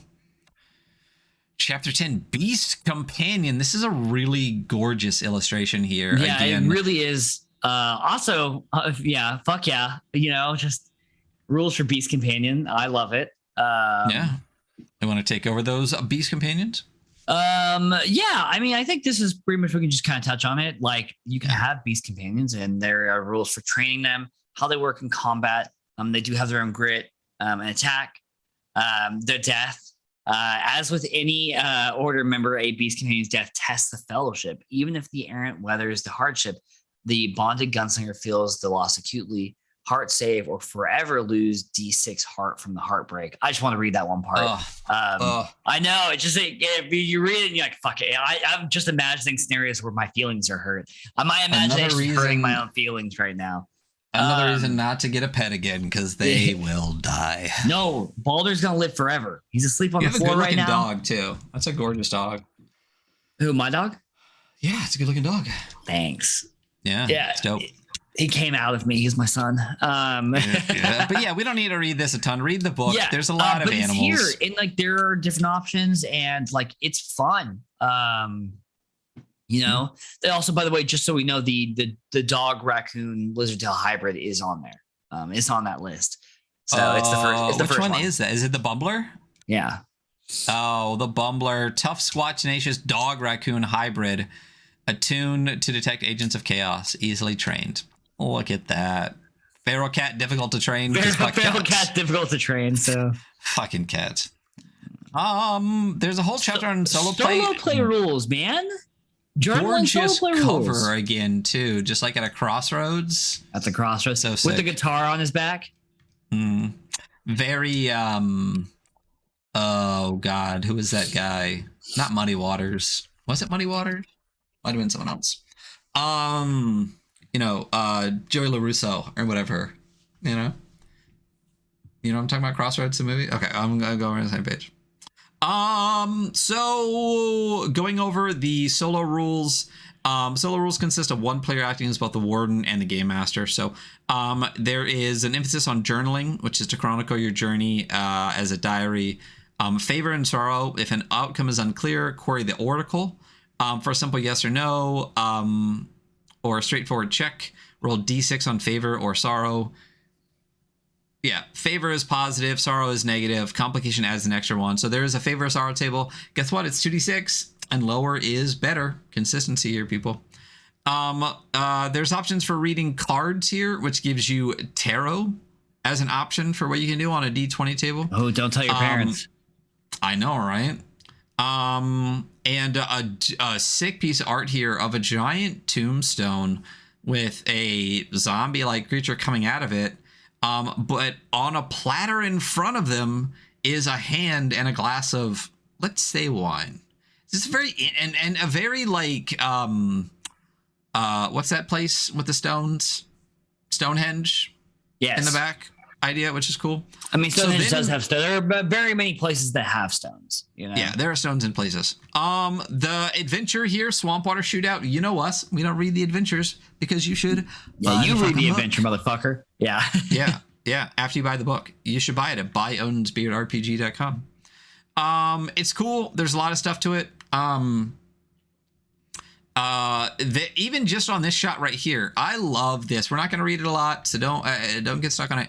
But it's literally a flow chart. Excursion start, locations.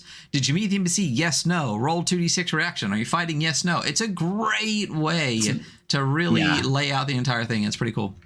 But like pages of encounter options and stuff like that. It's really great. We get to the bestiary. We'll just go over like one just so you can see what it's like. It's mostly just stats, description, and then kind of like ideas. So for example, like the bear, 6 grit, 14 strength, 6 dex, 8 heart. Claw is its attack, d6 plus d6 blast, bite is a d8. And then there's 3 things listed. Aggressive, 9 feet tall, reddish brown bear, lives in mountains, frequently found sleeping, critical damage, crushes victims, d8. That's a whole stat block. It's great. Yeah. Crushes victims. Yeah. Harrier, hawk giant, jackarab, Lobstrop, Mayhem Beast, another great Perplexing Ruins. I love, what's great about Perplexing Ruin style is you can scroll for 1 second and be like, that's perplexing. Yeah. That's totally. PR right there, Medusas, mutants. I mean, there's just all sorts of great stuff here. Spy deers, exactly what you think it sounds like. The Drifted Vampire is such a sick piece of art. It almost, if this was green, it almost has kind of like a Green Man tinge to it, but it's red and is much more like blood oriented and kind of tenderly. You know what I mean? So it's very not what you think of for a vampire. That's the first appendix. Appendix 2 is Converting Adventures, which we're not going to read. A great shot from Rune Cairn here. The full page art for that. And Appendix 3 is Gunslinger Names. You want to roll a name up real quick? Yeah, absolutely. Is it 3D100s? I think it is 3D100. You get a first name, a surname, and you get a first name and the surname. And then we won't roll up the traits. Just pick a name. 2D100. The first one I got, whoops, I scrolled down way too far. First one I got is 18. There's 26. Are we missing the first 26? Am I missing? Names? Yeah. It's not like a D66 where we're missing stuff. It starts on 26. Starts on 26. 33, 34, 35, 36, 37, 38, 39, 40, 41, 42, 43, 45, 46, 47. Are we being dumb right now? Are we just missing the first 25 on both? Let's do 96 instead. All right. Tusta. I'm Tusta. No. Bessie, Ida, Oswald. Oh, I feel like, are we dumb? 82. Tusta Sexton. That's my name. Tusta Sexton. There you go. Toosty. There's traits tables.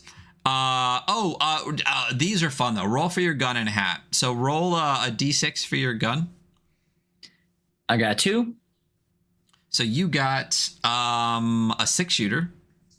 Roll 2D6 for your grip. 7. You got leather wrapped bone. Roll with a bumbler engraved on it. Ooh. And then roll a D10 for your hat. 5. You got a preacher hat. Nice. Fuck yeah. A flat brim. Yeah. Starting gear table, indexes. The indexes are all hyperlinked. I mean, it's great. And then another shot in the back. This is a piece of art that's already been used. Excursion generator tracker, excursion map in the back, and then there's the back cover. That's the game. That's the whole fun game. Yeah. So we're gonna jump into the review page real quick. Review this real quick and get on out of here. So, art and style. So real quick for those that aren't aware, it's 5 scores with ratings up to 10. 5 is not bad. It's just bang average. We do art and style, which is the quality and quantity of art in the book. Style is just like the consistency of it throughout. Layout and function specifically is about like the readability of the layout, and the function as in, how many times we talk about hyperlinks and bookmarks and things like that. In the real book, like ribbons and stuff like that. Rule set and crunch. If it's adapted rule set, is it adapted well? If it's an original rule set, is it good? Crunch is, does it feel like the right amount of rules for the system it's trying to be? It's okay if a game is really crunchy if it feels like that's what fits what is trying to be done. Yeah, that's appropriate for the game. Right. Originality is very broad one, overarching. It's not just it's as a whole. What is the originality in setting, in genre, and all those kind of things? And value is bang for your buck. Like, how much do you get for the amount of money you're spending? Are there free adventures? Are there third-party licenses? Are there like more that you can do than just have the book? And it's to a total of 50. So art and style. How do we feel about the art and style in this book? It is very stylish. There is a good amount of art. And the art is good. Like, all of it's good. And one of my favorite things we talked about was the characters represented in the art are the same characters all the way through. Same characters all the way through. Love that shit. Absolutely love that. It's really cool, really well done. Let's bring up. So we like to look at games in context of other games, right? Because that's how human brains work, right? Except that I haven't created a scorecard since like 3, 2, 1 action. I should really update this shit.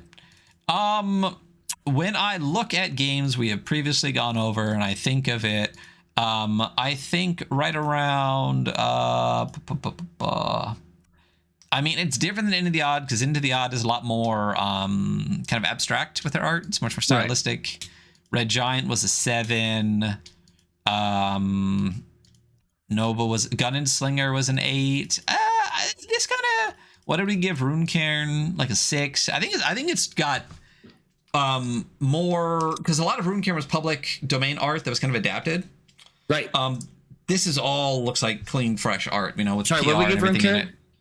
A 6, but again, a lot of that art was I mean, I think this art's better than that. Not to disparage Runecairn, but definitely better. Yeah, Gun and Slinger was an 8. Overarms was a 7. I'm around Gun and Slinger for this. I'm close to Gun and Slinger on this. Do you want to call this an 8? I'm 7-8 on this. I'm 7-8. So, let's go 8. Just because there's so much good art. There is a lot of on-page art as well, and I think a lot of that just like I absorbed it without realizing. Like there is a lot of like illustrated. Yeah. I'm good with that. I'm good with 8. And a lot of the pages are full page spreads that are basically just art too. Yeah. Also, I'm gonna be honest, like them having the same characters over and over and almost creating like an internalized art narrative that definitely bumps it to an 8. And that mech bear. I mean, come on. Yeah. Can't go wrong. Layout and function. I mean, it's not a 10 because it's not Troika. So if we look at it in reference to other games that have all the things that they have, which is bookmarks, great. Hyperlinks, great. Inline hyperlinks, great. Like table of contents, index in the back, all hyperlinked, fucking fantastic, right? I think the next one behind Troika is Death in Space. It's got a 9. Well, this is at least that easy. You know, so the difference with Death in Space is that every chapter is color coded. Right. So that even like the table headers are color coded specific to that. That is what set it apart. Yeah. And then Troika was set apart because even the fucking pages themselves are color coded. And it has that thing where like at the head of every page, one page takes you back to the beginning of the chapter and one takes you back to the table of contents. Right. Those are the points. I feel like this is still a good 8 though. You know? Solid 8. Solid fucking 8. Yeah. A rock hard like solid 8. So rock fucking hard, but it's solid 8. Rule set and crunch. So this is one that's not it's not completely a new rule system. It's definitely a hack, and it pulls back, like it grandfathers some hack stuff in, like it pulls stuff from Into the Odd back into a Karen hack, like the detachments and stuff like that. Yeah, but has quick draw. Like, I mean, it uses the rules well. They fit well. They don't feel clunky. There is a single line of logic all the way through that reaches to everything, even the roll tables. Will we give Karen? I mean, I'm gonna be like, this is probably about an 8 for me. Yeah, we gave Rune Karen we gave Rune Karen a 7, and I do think that there's some stuff in here that makes me like this more. Yeah, like I'm good with that. There's a lot more of that like choice design stuff in here, like lead and things like that make me go, like, oh, like I loved Rune Karen, but this one, you know, really has a couple of ones that are like, I feel like in there, as much as we like read through, we did appreciate you can trade gold for lead, and that's like another choice design as well. It's like, where are you? Are you inside the drifted worlds or outside of them? Like, is gold valuable here or is it not? You're trading a lot of stuff for fatigue. I don't know. I fuck with this game though. Like I really do like this. I do fucks with it. I really do too. I think this is what did we want? This is the solid 8 too. I think it's solid 8. So yeah, solid 8. Another rock hard 8 right there. That's what that was my nickname in high school. Originality. So we've talked about this. We've looked at a bunch of Westerns, but I think one of the things I repeated over and over again at the beginning is this game reminds you over and over again in the rules and the art and everything that it's not just a fucking Western. Right. Totally. You know what I mean? It's though interdimensional, like adventure game with gunslinging pseudo knights.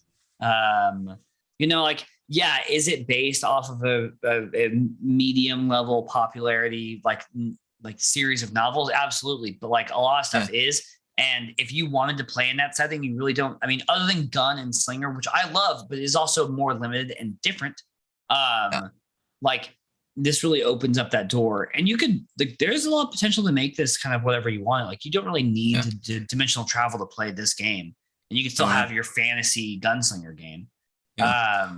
So that was what I was going to say. Was this is actually the second gunslinger kind of based on Dark Tower game we reviewed, but they are very different. Like Gun and Slinger feels Dark Tower inspired, but it was also inspired by things like even as far as like Trigun and stuff. You know what I mean?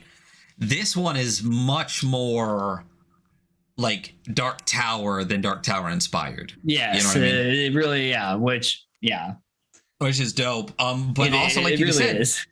You can play because of the interdimensional doors and stuff like that. This game really allows you to play any adventure you fucking want. Yeah.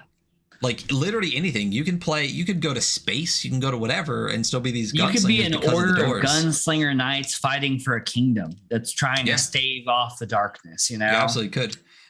So originality wise in the rules, there are a lot of really good rules. It is at its core a hack of a hack, which is not a bad thing. But it is. What we gave Runecairn an 8.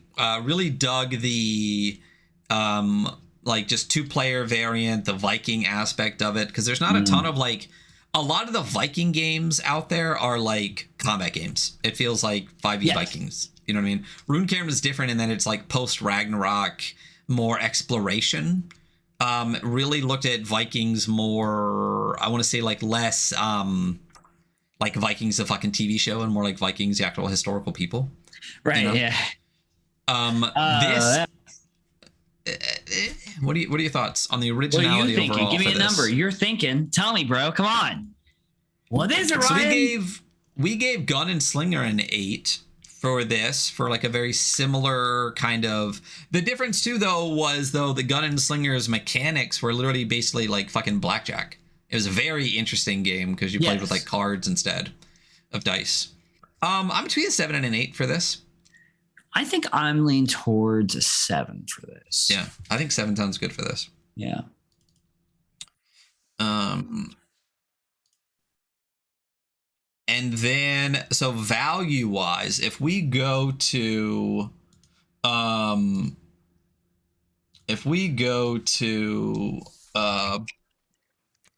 we deal in, I should just go to Buy Odin's Beard RPG. Buy Odin's Beard. Well, RPG. or you go to shop.buyodinsbeard. It's so it's 30 pounds. You know, it's pretty heavy, but so it'll be like $30-$35 on Exalted.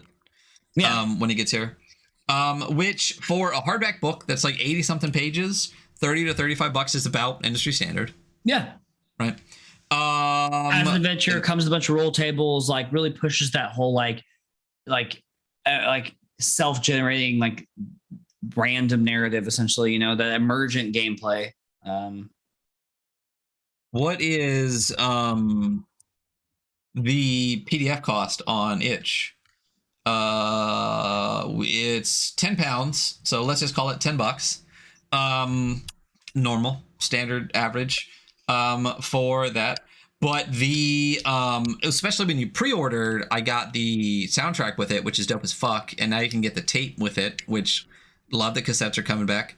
I have a ton of cassettes and nothing to play them on. T-shirt, I can go buy one, but I'm waiting for like the right one that just looks dope as fuck. You know what I mean? I really want to. I used to have this thing that was like a record player, but it also had like a tape player, radio, like blue, like jack, like you know what I mean, like headphone jack kind of thing into it, so you could play like aux cable like directly into it. I don't know if I wanted those again. Already has a third-party license. Running jams and stuff already. I mean, like you said, intro adventure already. I mean, it's pretty. It's what I expect. but is more than we get a lot of times. So I think a 6. I'm between 6 and 7 because of the third-party license, because of the soundtrack, which we don't get a lot from games. I think this could be a 7 when more stuff comes out for it, but I think right now it's a 6 for me. That works. I can go with 6 for this.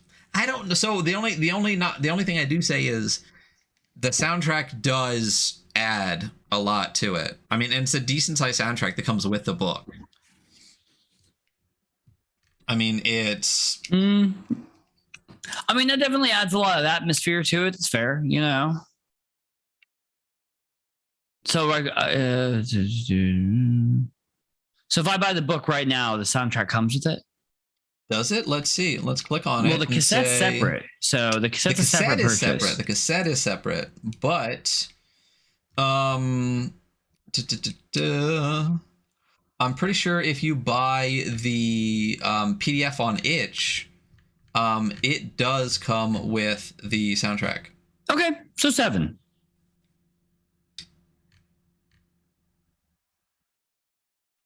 Yeah, I'm down with 7.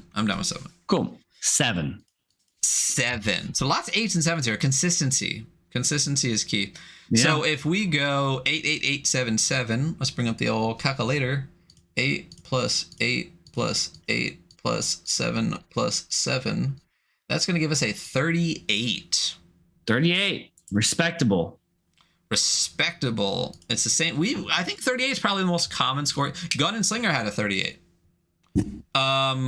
A lot of the games that we've done have had 38. Rune Can actually had a 36.